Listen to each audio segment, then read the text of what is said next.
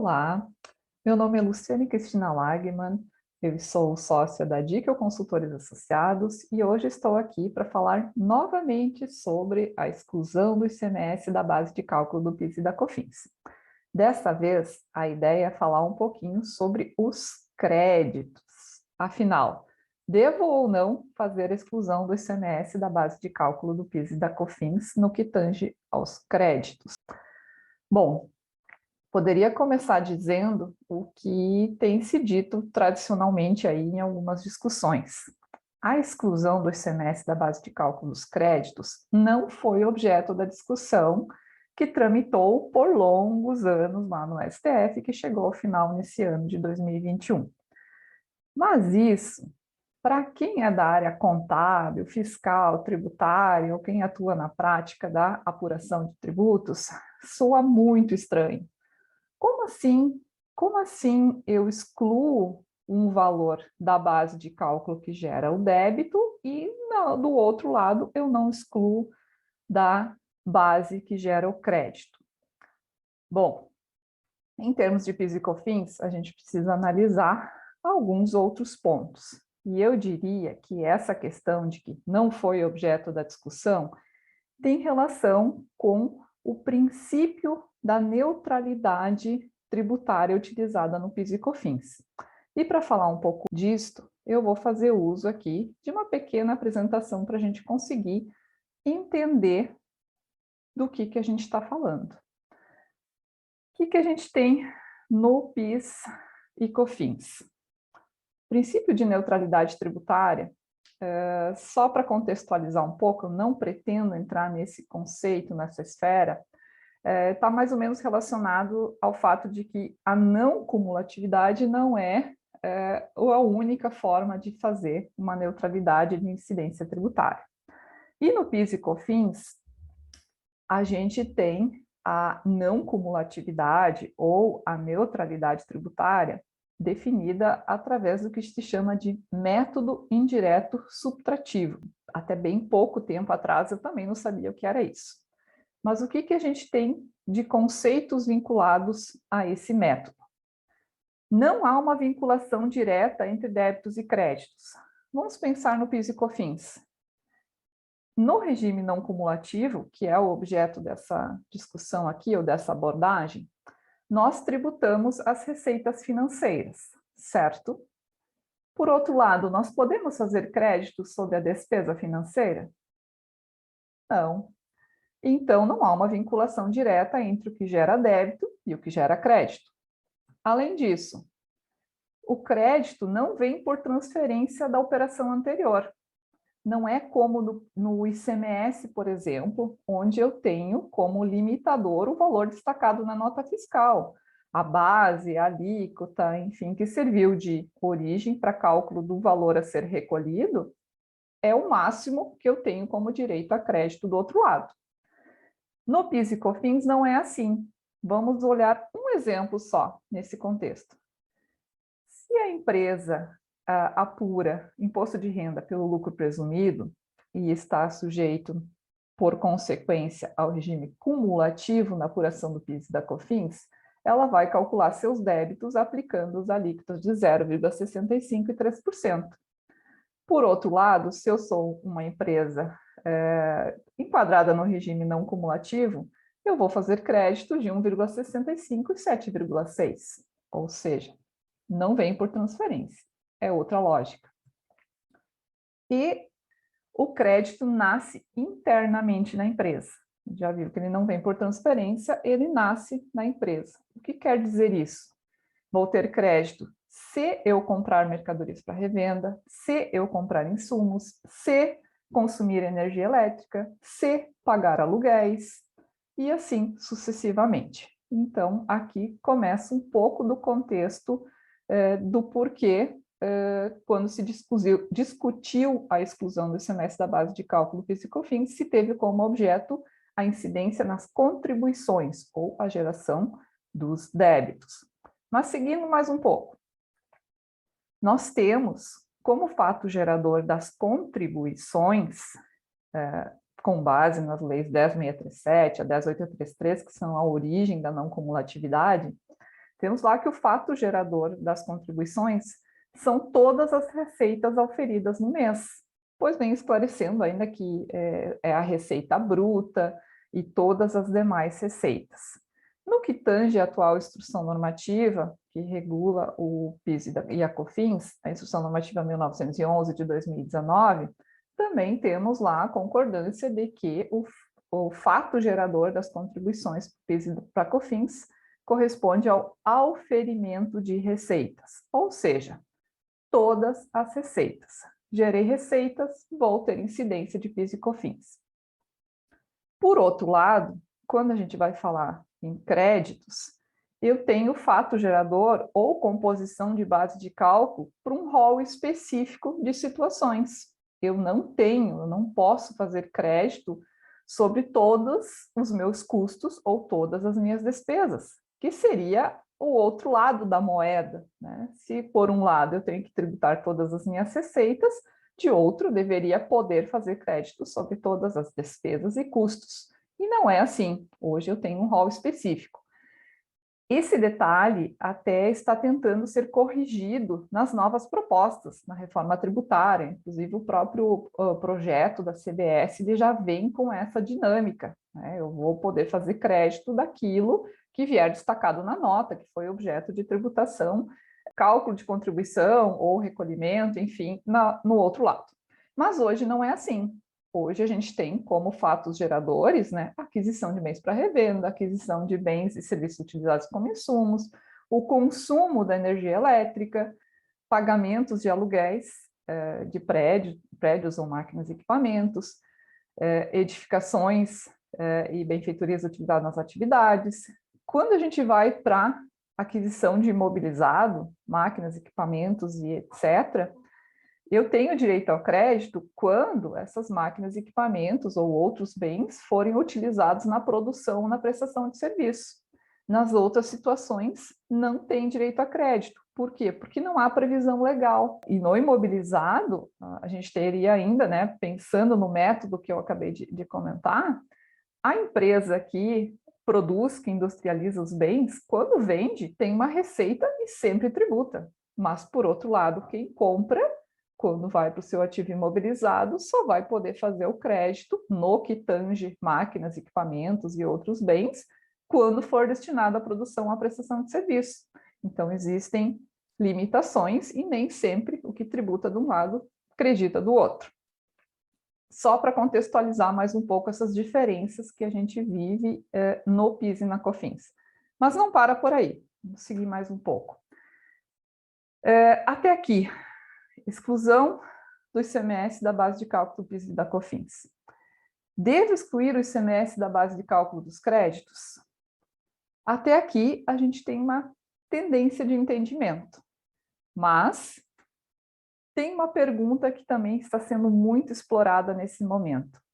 Por que foi suprimido na Instrução Normativa 1911 de 2019 no artigo 167, que era para ser cópia, né, ou reprodução do que constava lá na Instrução Normativa 404? Por que então foi suprimido desse artigo, na Instrução Normativa 1911, o inciso que determinava que o ICMS integrava a base de cálculo dos créditos, conforme eu já comentei, conforme constava na Instrução Normativa 404 de 2004, que foi revogada. Por que tiraram de lá? Vamos tentar entender. O que dizem as leis básicas, então, do PIS da não cumulatividade do PIS e da COFINS, as leis 10.637 e 10.833, em seu artigo 3º. O artigo 3º é onde estão discriminadas todas as possibilidades de créditos de PIS e COFINS. Lá no parágrafo 1º do artigo 3º, diz que, observado o parágrafo 15, aí eu até coloquei aqui, o que diz esse parágrafo 15? Ele se reporta à aquisição de papel imune, tá? Então, não precisamos nos preocupar nesse primeiro momento. O crédito será determinado mediante a aplicação da alíquota prevista no artigo 2º, que diz que as alíquotas são de 1,65 e 7,6, sobre o valor dos itens dos incisos 1 e 2, que correspondem à aquisição de bens para revenda e insumos adquiridos no mês. Então, quando eu estou falando em compra de mercadoria para revenda de insumos, eu vou calcular crédito sobre o valor desses bens adquiridos no mês. Quando eu estou falando dos incisos terceiro a quinto, que compreendem, então, energia elétrica, aluguéis, contraprestação de arrendamento mercantil, armazenagem e frete na operação de venda, eu vou fazer crédito, ou eu posso, estou autorizado a fazer crédito sobre os valores incorridos no mês. Quando eu tenho depreciação, nas situações possíveis, também sobre os valores incorridos no mês, e se eu tenho devolução, sobre os valores devolvidos. Isto é o que diz a lei. Posso fazer crédito sobre essas possibilidades. Vamos focar agora no que tange compra de mercadoria para revenda e insumos, que é onde a gente tem a situação da exclusão do ICMS lá na geração da receita. E só complementando mais um detalhe, as leis, né, básicas do PIS e COFINS ainda dizem, no parágrafo 2º do artigo 3º, que não dará direito a crédito o valor da aquisição de bens e serviços não sujeitos ao pagamento da contribuição, inclusive no caso de isenção, alíquota zero, enfim. Aqui está dizendo que, estou buscando esse parágrafo porque ele também está sendo explorado. Aqui está dizendo que não dá direito a crédito a aquisição que não foi sujeita ao pagamento. Mas se eu estou comprando um item para revenda, por mais que ele tenha tido exclusão do ICMS da base de cálculo lá na hora da geração da receita, ele foi sujeito ao pagamento. Não está dizendo parcial ou integral, foi sujeito ao pagamento. Então, aqui eu não estou vendo vedação ao crédito. Mas, seguindo. Explorando lá do porquê da supressão do termo ICMS, né, como compondo a base de cálculo dos créditos. O que dizia a Instrução Normativa 404 de 2004? Lá no artigo 8º, ela dizia que do valor da receita, no caso, poderiam ser descontados créditos calculados sobre os valores das aquisições de bens para revenda e das aquisições de bens e serviços, inclusive combustíveis lubrificantes, utilizados na produção. A IN confirmando que, até porque a instrução normativa jamais poderia contrariar o que diz na lei, tá? Então, a instrução normativa aqui dizendo que sobre as aquisições de bens para revenda e bens utilizados como insumo, eu posso fazer crédito. E o parágrafo 3º, que é o ponto-chave da questão aqui, para efeitos do disposto inciso 1º, que é para fins de crédito sobre as aquisições de bens para revenda e aquisições de insumo, o IPI incidente na aquisição, quando recuperável, integra o valor. Ok, porque se eu estou falando de crédito sobre o valor da aquisição, vamos pensar na nota fiscal. Como que o IPI é destacado nessa nota? Esse IPI, ele é calculado por fora, então ele não compõe o valor de aquisição do item, do bem. Ele é somado na nota fiscal, ele é um destaque à parte. Então, se eu estou comprando um bem para revenda, por lógica, não vou fazer crédito desse IPI, ele não é recuperável, então eu posso somar ele na base de cálculo do crédito de PIS e da COFINS. O ICMS integra o valor do custo de aquisição dos bens e serviços. Destaquei aqui custo. Por quê?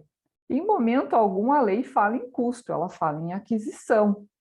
Aqui incluíram um inciso falando que o ICMS integra o valor do custo de aquisição.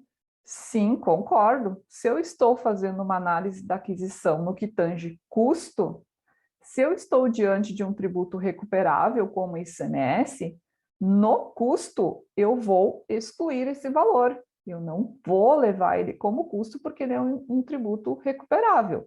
Então, para fins de PIS e COFINS, se eu estou pensando em custo, sim, no custo, para fins de crédito de PIS e COFINS, eu preciso somar o ICMS.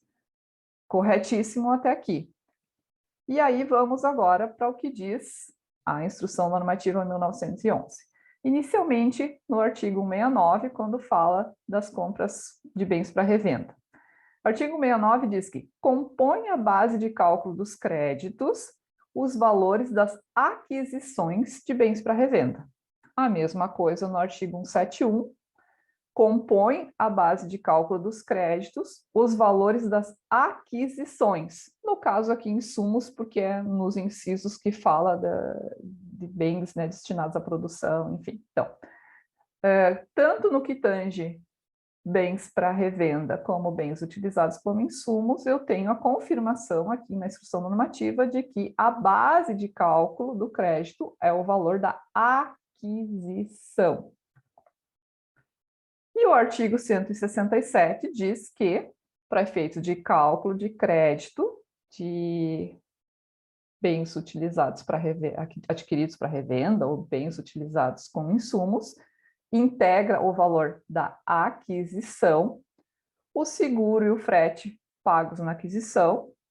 Sim, porque se eu estou falando que a base de cálculo é o valor da aquisição, o valor do seguro não está dentro do valor do item, não está dentro do valor da aquisição. Posso somar. O frete pago sobre essa aquisição, o frete nessa compra, também, ele não está no valor, não está dentro do valor do item, ou dentro do valor da aquisição. Então, posso somar. E o IPI também, ele é destacado à parte, então ele não está integrando o valor de aquisição. Então, se ele não é recuperável, eu posso somar ele na base de cálculo. E aqui não fala mais o ICMS. E na minha percepção é algo assim, nem precisaria, porque se eu estou falando em valor de aquisição e o ICMS é calculado por dentro, o ICMS já está fazendo parte do valor da aquisição. Se dissesse aqui que no valor da aquisição eu ainda somo o ICMS, eu faria cálculo duplicado sobre o valor do ICMS. Assim, concluindo assim, o que eu queria trazer, a pergunta que eu meio que já respondi. Se as leis e a instrução normativa dizem que a base de cálculo dos créditos na aquisição para revenda e de insumos é o valor da aquisição, precisa dizer que o ICMS está incluso? Se ele é calculado por dentro? Precisa? Esse entendimento está pacificado? Se estivesse, eu não precisaria estar fazendo esse vídeo. Ele está muito conturbado, na minha opinião, justamente por aquela questão que eu falei lá no início. Na lógica, parece não fazer sentido, mas aí a gente tem que analisar qual é a estrutura, qual é o formato, qual é a metodologia, né, de apuração do PIS e da COFINS. A legislação pode mudar? Pode, acredito que vá mudar. Mas, em tese, ela não pode mudar para o passado, né? Tem que mudar daqui para frente. Então, na recuperação retroativa que vai se fazer e tal, em tese, poderia também fazer crédito sobre o ICMS incluso nas aquisições. Até aqui eu não consigo ver vedação, mas judicialmente a gente sabe que já existem algumas decisões aí, entendimentos de que sim, que deveria fazer exclusão, que se exclui no débito, não poderia fazer o crédito sobre esse valor. A Receita Federal não está pegando leve nesse quesito, obviamente, porque tem interesses. Então, a questão está num momento bem efervescente, né? Está bem conturbada essa questão. E a última pergunta que eu teria aqui, o que fazer? Não tenho a fórmula mágica aqui também, tá? Pensei em trazer toda essa reflexão aqui para que a gente tenha subsídios para, ao definir o que fazer na empresa, recuperar retroativamente ou não, ou se tem discussão judicial já transitado em julgado, como fazer, como não fazer, ter essa clareza para conversar com o jurídico e encontrar a melhor solução, ou colocar os pontos, né, as questões à mesa e da discussão com diretoria, enfim, para se dosar os riscos e definir o melhor caminho. Tenho, assim, praticamente certeza que estamos diante de uma nova grande discussão jurídica que, no final, não sabemos como vai acabar. Mas trouxe a baila aqui para apresentar para vocês, espero ter contribuído. Se não concordarem comigo também, tudo bem, podem apresentar seus comentários. Eu estou, dentro do possível, respondendo os comentários que vêm surgindo nos vídeos. Digo nos vídeos porque já existem outros sobre esse tema publicados. Então, se gostaram, deixem seu gostei, seu like, né? Se inscrevam no canal, deixem seu comentário aqui, que na medida do possível a gente vai estar trazendo novas situações para a discussão. Valeu, obrigada.